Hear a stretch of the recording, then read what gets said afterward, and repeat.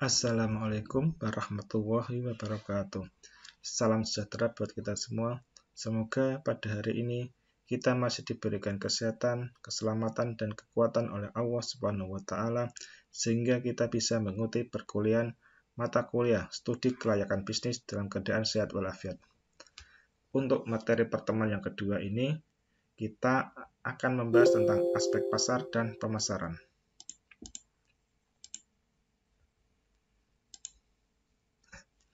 Yang dimaksud dengan aspek pasar yaitu analisis tentang karakteristik konsumen, peluang, dan resiko dalam pasar yang akan dimasuki. Secara spesifik, analisis aspek pasar meliputi hal-hal sebagai berikut. Yang pertama yaitu analisis kondisi pasar saat ini. Analisis kondisi pasar saat ini meliputi yang pertama yaitu perkembangan permintaan dan penawaran produk. Yang kedua, perkembangan harga, misalnya 3 tahun terakhir. Yang ketiga yaitu karakteristik konsumen yang dituju, baik karakteristik demografis seperti usia, tempat tinggal, pekerjaan, dan lain-lain. Yang keempat yaitu jumlah konsumen potensial. Yang kelima yaitu kebijakan pemerintah yang terkait dengan usaha. Yang kedua yaitu estimasi kondisi pemasaran di masa mendatang. Estimasi kondisi pemasaran di masa yang mendatang seperti estimasi perubahan permintaan dan penawaran, perubahan selera konsumen. Yang ketiga yaitu estimasi potensi pasar. Yang dimaksud dengan estimasi potensi pasar yaitu menghitung potensi penerimaan berdasarkan pembelanjaan yang dilakukan oleh konsumen. Tujuan dari aspek pasar yaitu yang pertama, memaksimumkan konsumsi. Yang kedua, memaksimumkan kepuasan konsumen. Yang ketiga, memaksimumkan pilihan berbagai macam ragam produk. Yang keempat yaitu memaksimumkan mutu produk. Yang kelima yaitu meningkatkan penjualan barang dan jasa. Yang keenam yaitu menguasai pasar dan menghadapi pesaing. Yang ketujuh yaitu memenuhi kebutuhan akan suatu produk dan jasa. Sedangkan yang kedelapan yaitu memenuhi keinginan pelanggan atas produk. Kita akan caranya menghitung potensi pasar. Yaitu di sini cara menghitung potensi pasar dengan jumlah konsumen sebanyak 500 orang. Sedangkan pendapatan rata-rata konsumen yaitu 2 juta rupiah. Jumlah pesaingnya ada 5 pesaing. Besarnya pendapatan yang dialokasikan untuk berbelanja kita asumsikan atau kita ibaratkan sebesar 70%, sehingga besar pendapatan yang dialokasikan untuk berbelanja yaitu 70% dikalikan pendapatan rata-rata konsumen yaitu 2 juta, sehingga didapatkan hasil sebesar 1.400.000 rupiah. Kemungkinan untuk berbelanja berarti dari besarnya pendapatan yang dialokasikan untuk berbelanja sebesar 1.400.000, kemungkinan untuk berbelanja kita asumsikan sebesar 60%, sehingga 60% dari 1.400.000 yaitu ada sebesar 840.000 rupiah, sehingga kemungkinan berbelanja sebesar 60% yaitu sebesar 840.000 rupiah.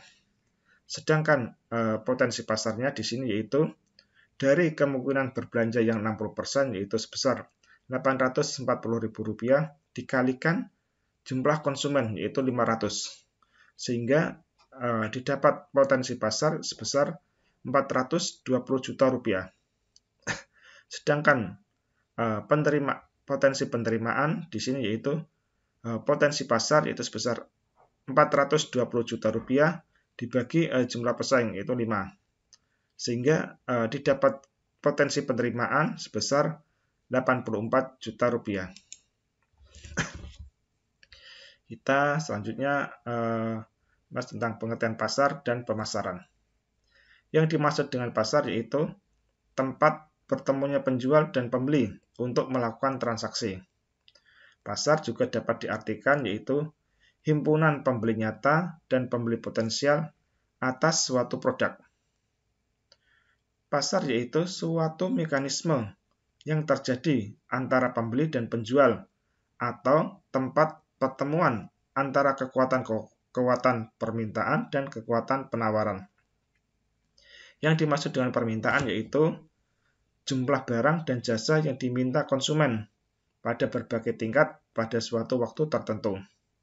Sedangkan yang dimaksud dengan penawaran yaitu jumlah barang atau jasa yang ditawarkan oleh produsen pada berbagai tingkat harga pada suatu waktu tertentu.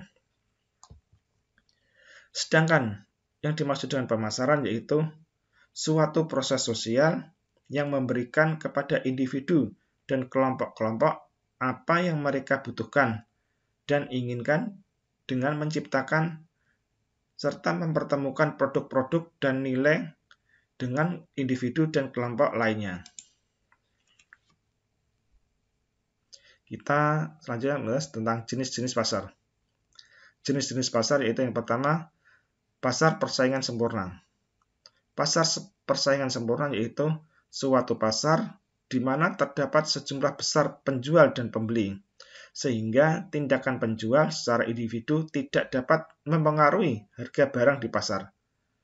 Karena ini adalah pasar sempurna, yaitu antara penjual dan pembeli itu sama jumlahnya, sehingga penjual ini tidak seenaknya atau tidak menaikkan harga yang di pasar, sehingga harga yang di pasar itu sempurna, tidak ada sistem monopoli.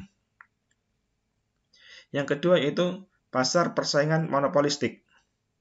Yang dimaksud dengan pasar persaingan monopolistik di sini yaitu suatu pasar di mana terdapat banyak penjual atau perusahaan dan memiliki ukuran-ukuran yang relatif sama besarnya. Produk yang dihasilkan berbeda coraknya dan mempunyai sedikit kekuatan untuk menguasai pasar. Yang ketiga yaitu pasar oligopoli. Yang dimaksud dengan pasar oligopoli di sini yaitu sebuah struktur pasar yang hanya terdapat sedikit penjual. Barang yang dihasilkan adalah barang standar, misalnya semen. Sehingga di sini penjual yang memasarkan dagangannya yaitu semen itu sedikit penjual, sehingga barang yang dihasilkan adalah barang yang standar. Yang selanjutnya itu pasar monopoli. Pasar monopoli yaitu struktur pasar di mana hanya terdapat satu penjual saja. Misalnya dalam suatu daerah tersebut hanya terdapat satu toko bangunan. Satu toko bangunan sehingga dia memonopoli baik barang maupun harganya. Maka mungkin waktu pasar monopoli ini kemungkinan harga bisa lebih tinggi daripada harga yang ada di pasar lainnya. Teknik peramalan permintaan. Teknik peramalan permintaan di sini yaitu menggunakan time series. Yang dimaksud dengan time series di sini yaitu model yang tidak memperhatikan hubungan sebab akibat. Hasil peramalan hanya memperhatikan kecenderungan dari data masa lalu yang tersedia. Sehingga ini dia hanya berdasarkan masa lalu, data yang masa lalu tahun yang lalu. Diperlukan data historis dalam jumlah yang banyak. Data historis mungkin 5 tahun ke belakang, sehingga memerlukan data perbandingan antara 5 tahun yang belakang dengan tahun sekarang. Tingkat akurasi hasil peramalan rendah, karena kondisi masa lalu sering tidak sama dengan kondisi yang akan datang. Maksudnya di sini yaitu karena kondisi masa lalu itu berbeda, mungkin tingkat kesejahteraan, tingkat suhu politik di suatu negara atau di daerah, sehingga dengan masa lalu dengan masa sekarang akan sangat berbeda. Sehingga akurasi dari hasil peramalan itu dengan menggunakan time series menjadi sangat rendah. Yang kedua itu menggunakan pendekatan yang memperhatikan hubungan kausalitas atau pendekatan yang menjelaskan terjadinya suatu keadaan atau explanatory method.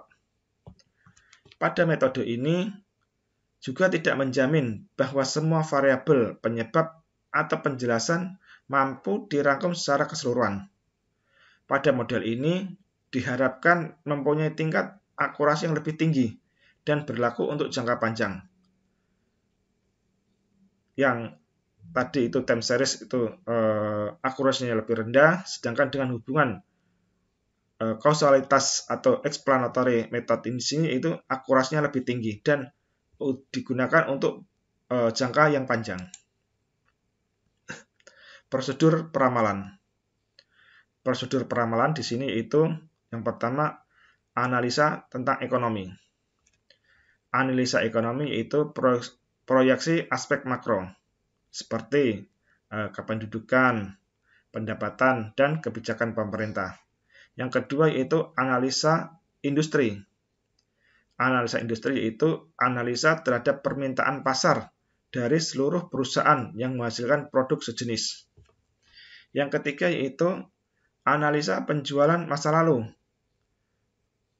Digunakan untuk melihat market positioning maupun market share. Yang keempat yaitu analisa peramalan permintaan proyek maupun industri. Sedangkan yang kelima yaitu pengawasan hasil peramalan.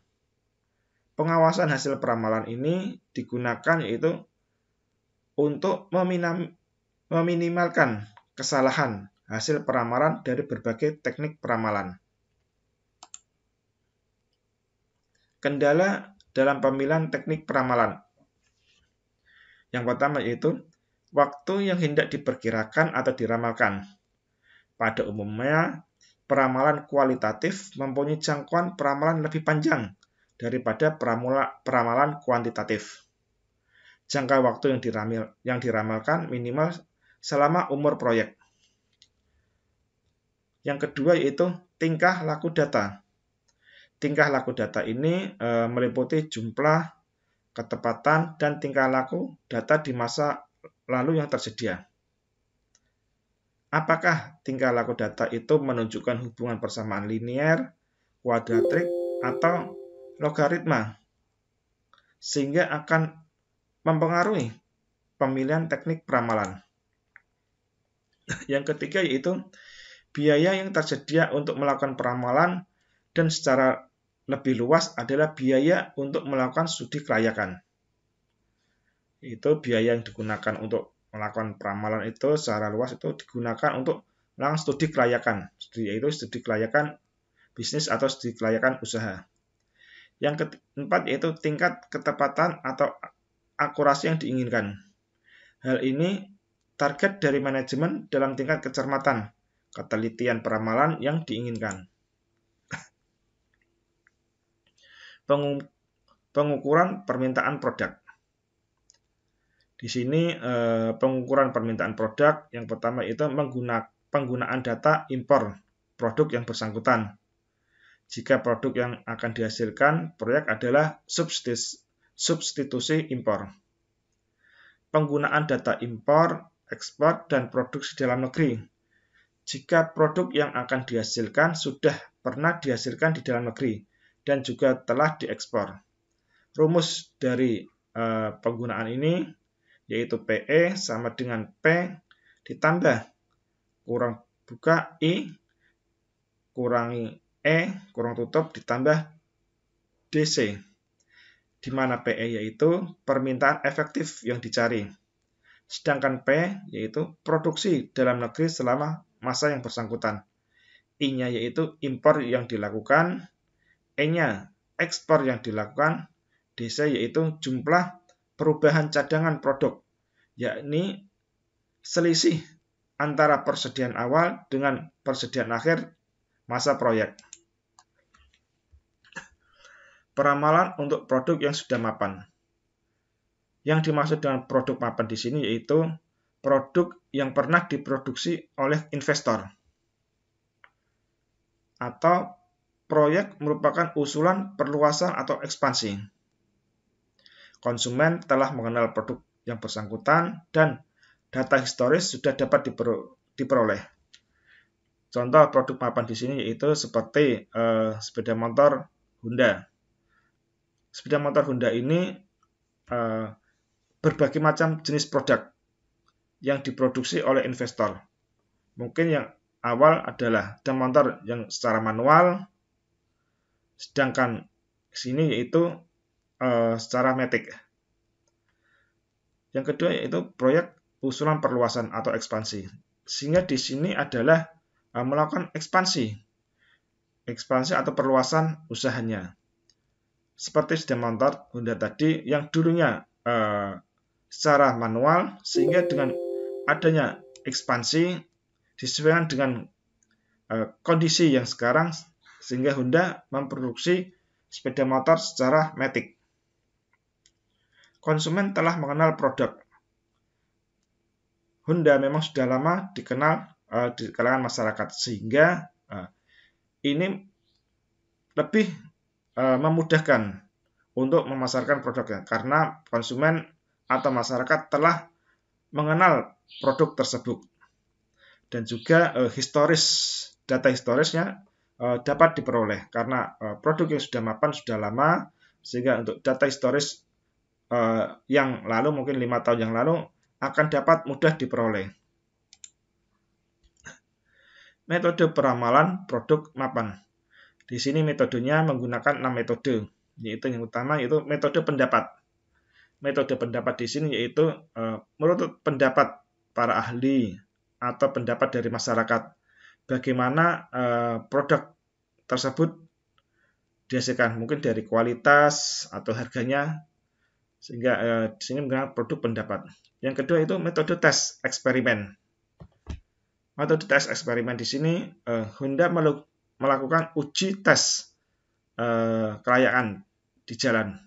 Mungkin konsumen yang akan membeli produk sepeda motor melakukan tes atau eksperimen terhadap sepeda motor baru yang akan dibeli. Yang ketiga itu metode survei. Dengan metode survei ini, dari produsen melakukan survei kepada masyarakat atau konsumen. Ini survei digunakan untuk mengetahui rasa kepuasan masyarakat terhadap produk yang sudah mapan tersebut. Yang keempat yaitu metode tentang time series, yaitu perbandingan antara produk data series tahun yang sekarang dengan tahun yang lalu. Yang kelima yaitu menggunakan metode regresi korelasi. Dan yang keenam yaitu metode input-output. Sekarang kita akan membahas tentang peramalan produk untuk produk yang baru. Yang dimaksud dengan produk baru di sini yaitu produk yang benar-benar baru atau produk pengembangan. Di sini mungkin dari contoh persaingan minuman yang bersoda yang dulu di pasaran hanya ada Coca-Cola, maka yang produsen seperti Coca-Cola memproduksi produk yang baru seperti Big Cola. Big Cola dia benar-benar produk baru. Sehingga dengan produk baru ini maka produsen itu harus benar-benar bagaimana melakukan pemasaran agar produk ini lebih dikenal pada masyarakat. Metode peramalan untuk produk baru di sini yaitu menggunakan tes atau eksperimen dan metode survei. Rumus dari peramalan permintaan dengan analisis deret waktu regresi linear sederhana, yaitu rumusnya Y sama dengan A plus BX, di mana A itu yaitu total Y dikali total X kuadrat dikurangi total X kali total XY dibagi N total X kuadrat dikurangi total X kurang buka kuadrat. Sedangkan B yaitu N total dari XY dikurangi jumlah dari X dan jumlah Z dibagi N jumlah X kuadrat dikurangi kurang buka total X kurang tutup kuadrat, di mana Y di sini yaitu variabel yang dicari atau dependent variable, sedangkan X-nya yaitu variabel yang mempengaruhi atau independent variable, sedangkan A yaitu konstanta, B-nya yaitu koefisiensi regresi, sedangkan N banyaknya data. Kita ambil contoh untuk penghitungan, yaitu jumlah tahunnya yaitu ada selama 6 tahun, yaitu tahun selama 7 tahun yaitu 2011, 12, 13, 14, 15, 16 ada selama 7 tahun. Dengan penjualannya itu tahun 2011 sebesar 100 yang terjual, 2012 110 yang terjual, sampai dengan 2016 itu sebesar 150 yang terjual, sehingga total dari selama tahun 2011 sampai 2016 totalnya yang sudah terjual yaitu sebesar 745. Sedangkan X-nya yaitu untuk tahun pertama karena baru belum ada perbandingan. Untuk tahun kedua yaitu 2012 yaitu 1 tahun pertama, 2013 tahun kedua, 2014 tahun ketiga, sampai dengan tahun 2016 yaitu tahun 5 tahun yang kelima, yaitu sehingga total dari X ada 15. Sedangkan XZ di sini yaitu X dikalikan Z, yaitu 0 dikalikan 100, hasilnya 0. Total keseluruhan dari XZ yaitu 2035. Sedangkan X akar pangkat 2, akar 2 yaitu di mana X dikalikan 2. Jadi 0 kali pangkat 2, 1 pangkat 2, sehingga X pangkat 2 di sini yaitu totalnya sebesar 55.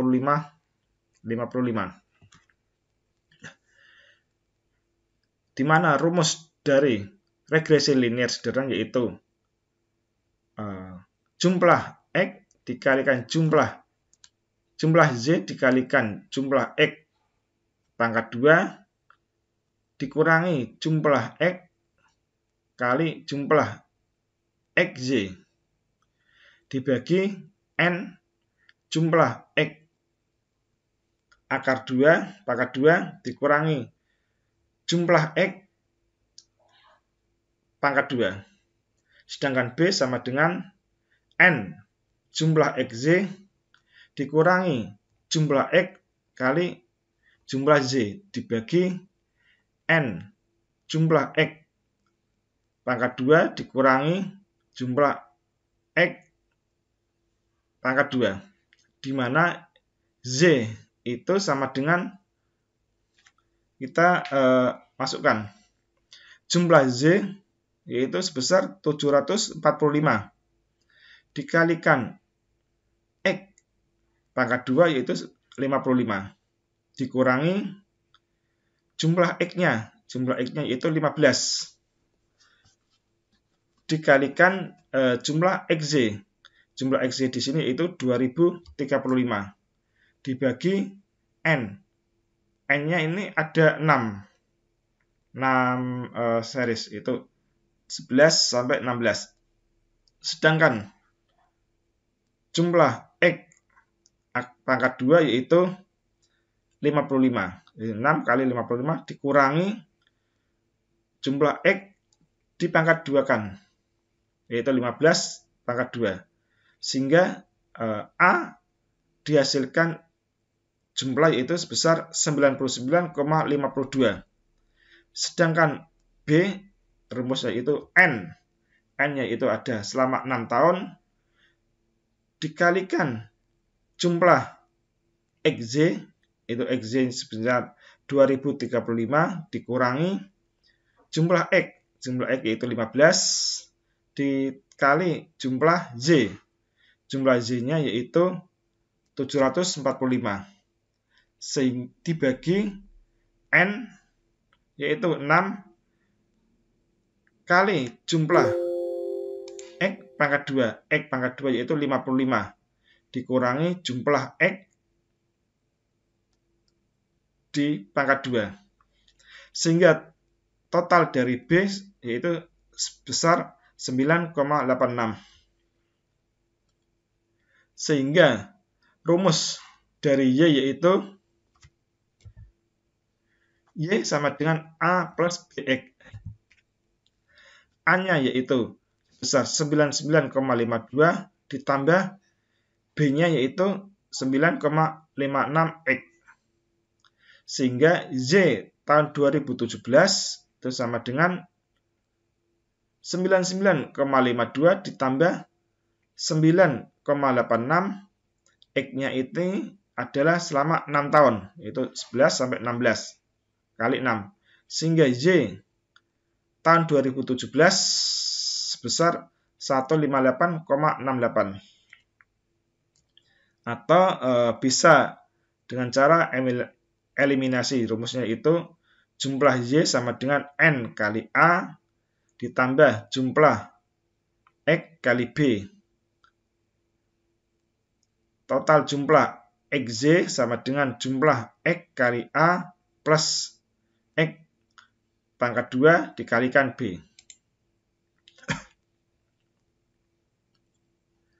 Ini kita menggunakan cara eliminasi.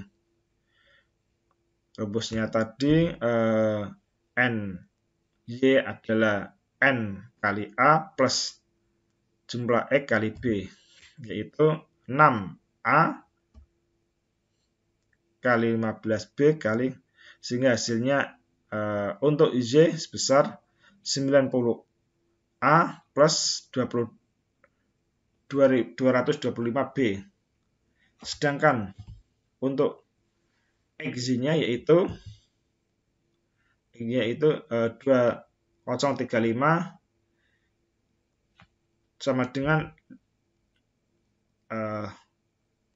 jumlah X kali A. X-nya yaitu 15 kali A ditambah 55 kali B. 55-nya itu X kuadrat kali B. Sehingga A-nya ini diketahui adalah sebesar jumlah 6, yaitu 6 tahun. Jumlah X-nya yaitu 15. Sehingga B-nya diketahui sebesar 9,86. Untuk A-nya yaitu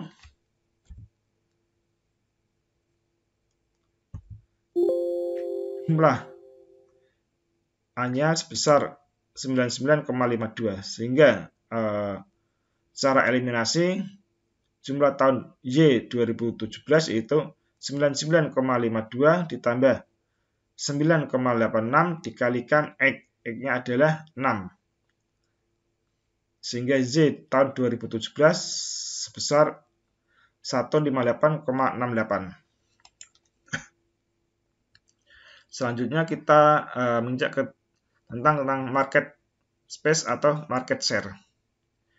Yang dimaksud dengan market space yaitu ekses permintaan dari penawaran.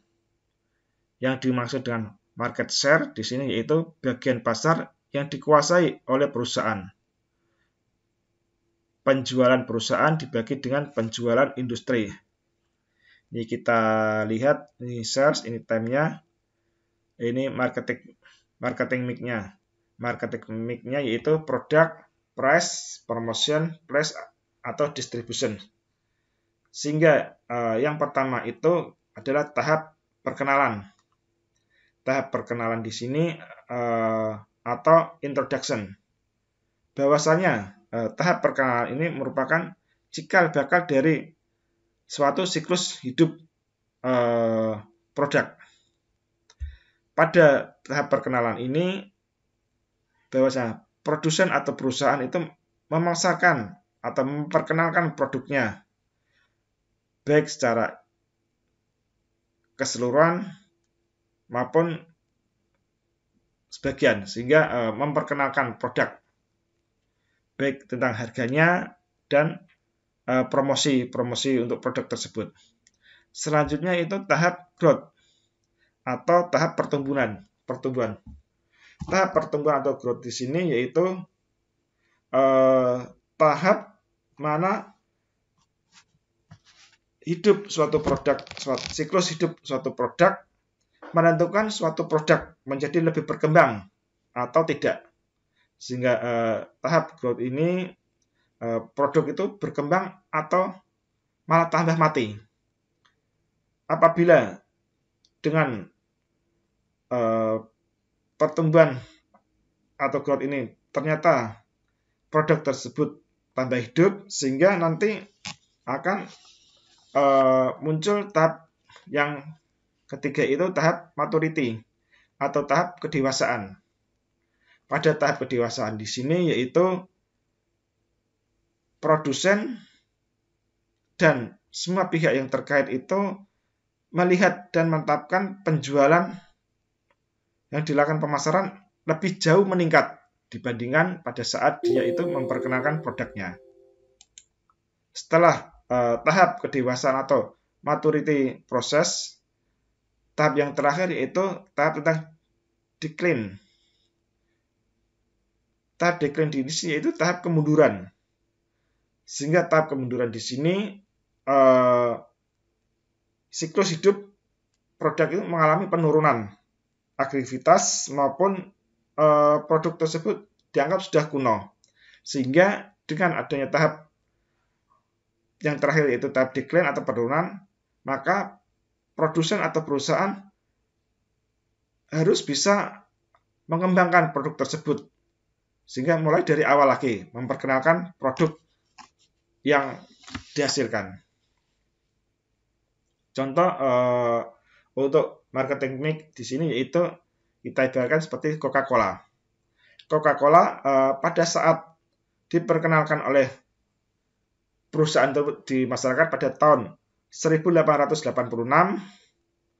adalah minuman yang berkarbonasi. Dengan yang pada zaman dulu itu belum muncul minuman berkarbonasi, sehingga Coca-Cola pada saat itu menjadi salah satu produk minuman yang unggulan, yang paling diunggul. Sehingga dengan sudah dikenal karena waktu perkenalan Coca-Cola tersebut, sehingga pada akhirnya Coca-Cola mengalami tahap pertumbuhan. Pada pertumbuhan ini Coca-Cola mendirikan perusahaan mungkin dia membuka cabang di berbagai negara karena dia merasa sudah bertumbuh dan konsumennya lebih banyak. Selanjutnya, untuk meminimalisir penurunan minat masyarakat, Coca-Cola memproduksi atau mempromosikan minumannya dengan teknik yang lebih agresif dari sebelumnya. Karena dikhawatirkan kalau Coca-Cola tidak mempromosikan produknya, maka akan dapat disaingi oleh pesaing dari Coca-Cola, mungkin Pepsi Cola maupun dari Big Cola.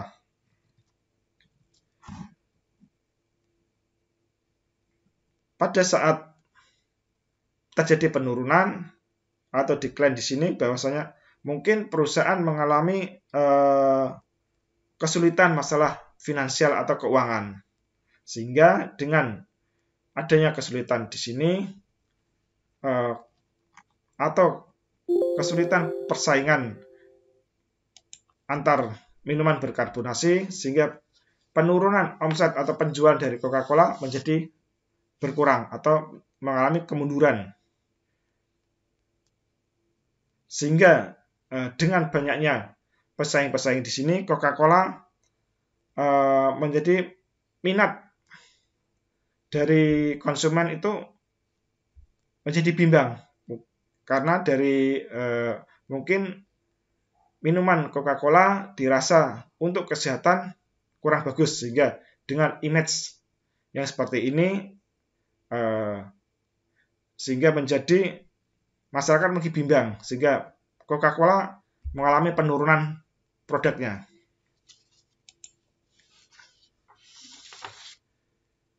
kita tentang aspek pemasaran. Aspek pemasaran di sini yaitu STP. Kita mengenal istilah STP, yaitu segmenting, targeting, dan positioning. Yang sebagai dasar untuk segmentasi yaitu dasarnya itu secara geografis.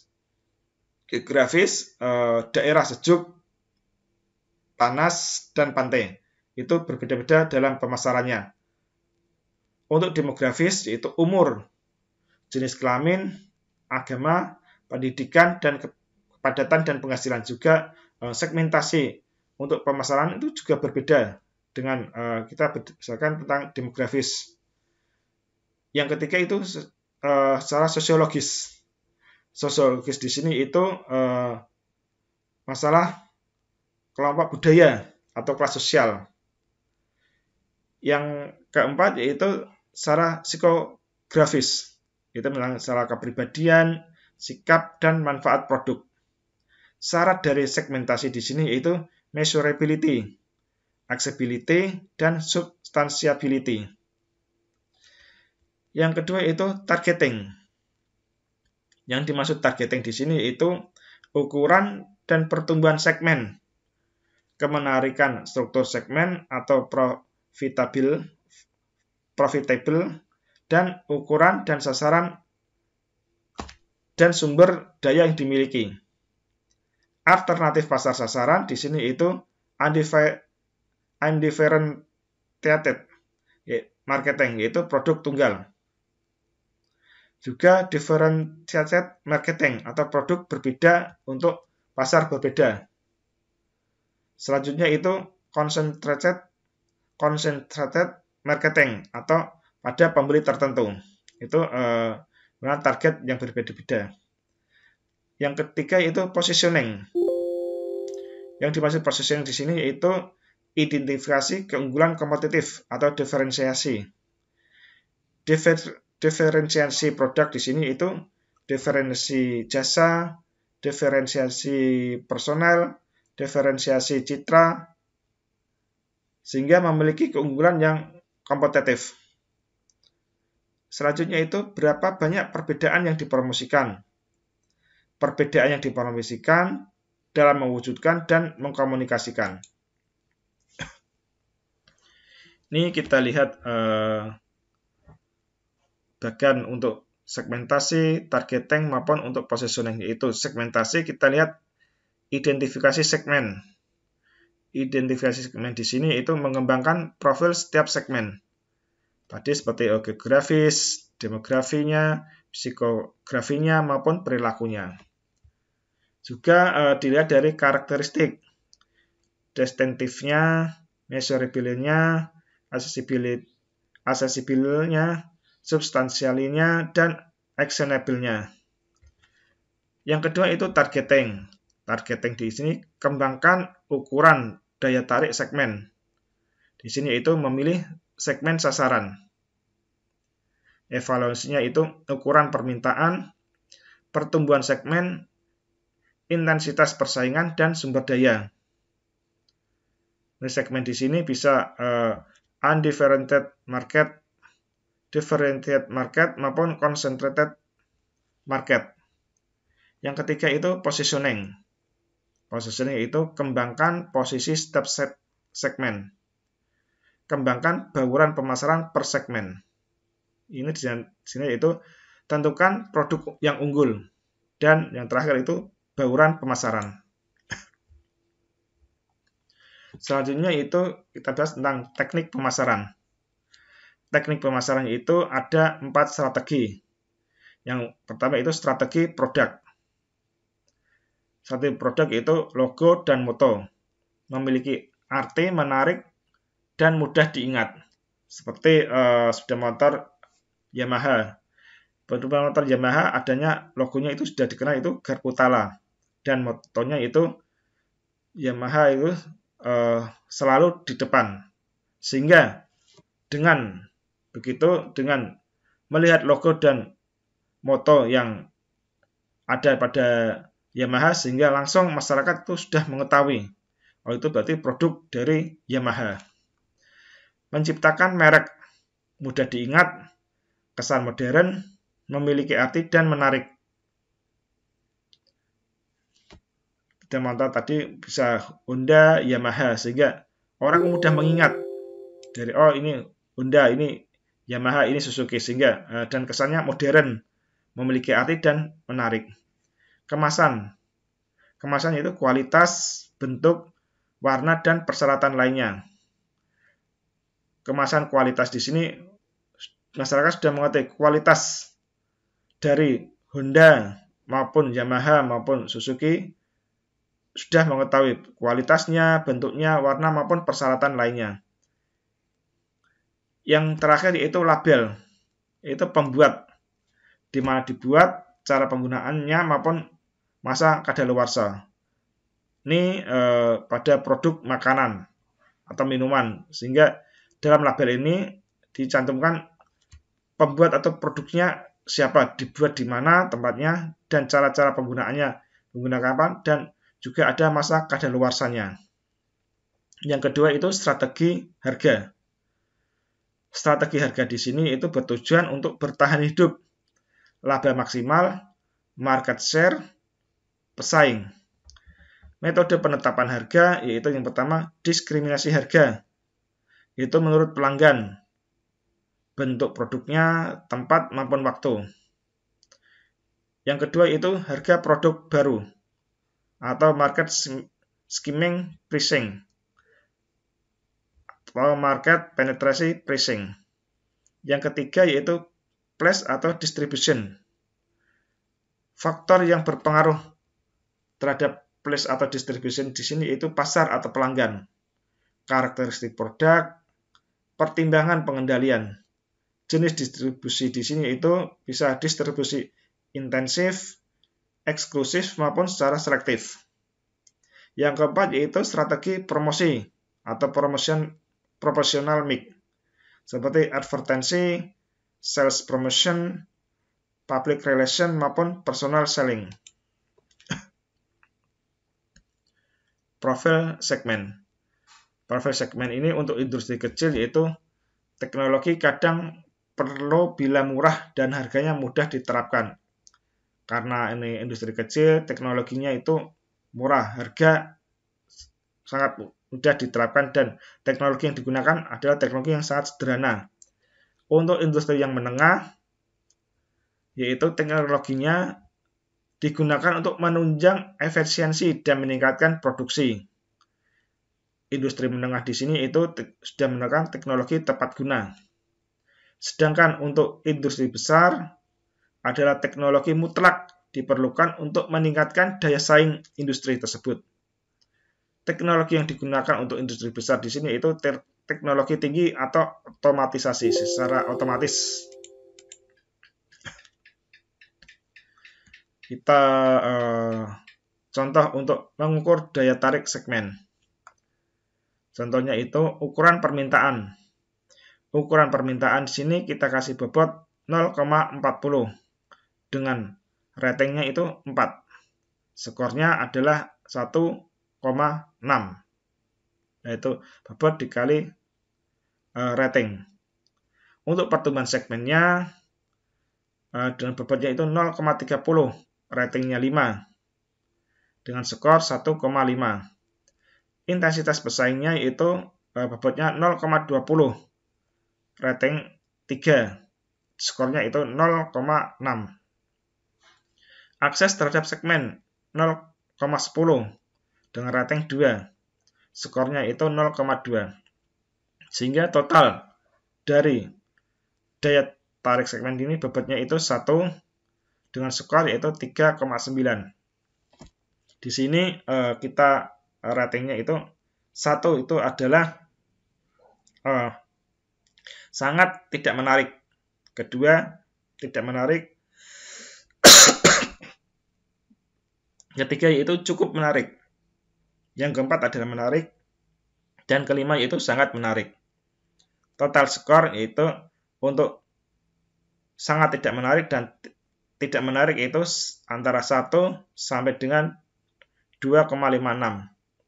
Cukup menarik adalah 2,57 sampai 3,56. Yang menarik maupun sangat menarik di sini yaitu bobotnya antara 3,57 sampai 5 adalah bobot untuk menarik dan sangat menarik. Sebelum saya mengakhiri kuliah pada hari ini, untuk tugas mahasiswa adalah membuat studi kelayakan bisnis untuk usaha yang mahasiswa lakukan, baik itu usaha yang baru maupun usaha yang sudah ada, usaha yang sudah mapan maupun usaha yang baru. Sehingga dengan ini mahasiswa diharapkan bisa mengerti, memahami tentang studi kelayakan bisnis dari aspek pasar dan pemasaran. Untuk tugas selanjutnya bisa mahasiswa lihat di aplikasi Sunan. Demikian materi perkuliahan yang kedua ini, yaitu tentang aspek pasar dan pemasaran. Semoga perkuliahan ini dapat bermanfaat bagi kita semua. Akhirnya, wassalamualaikum warahmatullahi wabarakatuh.